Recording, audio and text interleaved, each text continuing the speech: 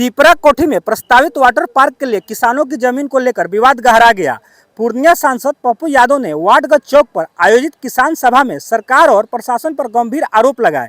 उन्होंने कहा कि वाटर पार्क के नाम पर किसानों की पुश्तैनी और रहती जमीन पूंजीपतियों को सौंपने की साजिश रची जा रही है। सांसद ने बताया कि मोतिहारी और बेतिया में राजगढ़िया परिवार द्वारा लगभग 100 वर्ष पहले किसानों को दी गई जमीन की 25 वर्ष पूर्व नियमानुसार रजिस्ट्री हो चुकी है। किसानों के पास केवाला, जामावंदी, खेसरा और वर्षों से कब्जा भी है। इसके बावजूद प्रशासन ने बिना समुचित सुनवाई और कानूनी प्रक्रिया पूरी किए जमाबंदी रद्द कर दी। उन्हें आरोप लगाया कि पैसे के प्रभाव में किसानों के अधिकारों से खिलवाड़ किया जा रहा है।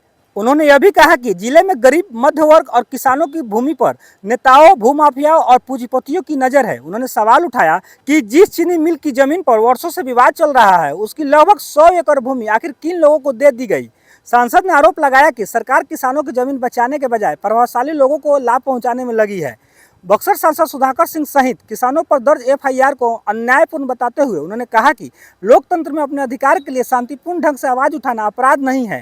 उन्होंने कहा कि प्रदर्शन के दौरान ना हिंसा हुई, ना ही सरकारी संपत्ति को नुकसान पहुंचाया। फिर भी किसानों और जनप्रतिनिधियों पर मुकदमे दर्ज कर गिरफ्तारी की गई, जो लोकतंत्र अधिकार का दमन है। सांसद पप्पू यादव ने घोषणा की कि किसानों की इस लड़ाई को हाई कोर्ट, मानव अधिकार आयोग, राज्यपाल और राजस्व मंत्री तक ले जाया जाएगा। उन्होंने यह भी कहा कि आवश्यकता पड़ने पर इस मुद्दे को लोकसभा में भी प्रमुखता से उठाया जाएगा। उन्होंने किसानों को भरोसा दिलाते हुए कहा कि उनकी जमीन वापस दिलाने के लिए वे पूरी ताकत से संघर्ष करेंगे। रामप्रकाश शर्मा, दैनिक भास्कर, पिपरा कोठी।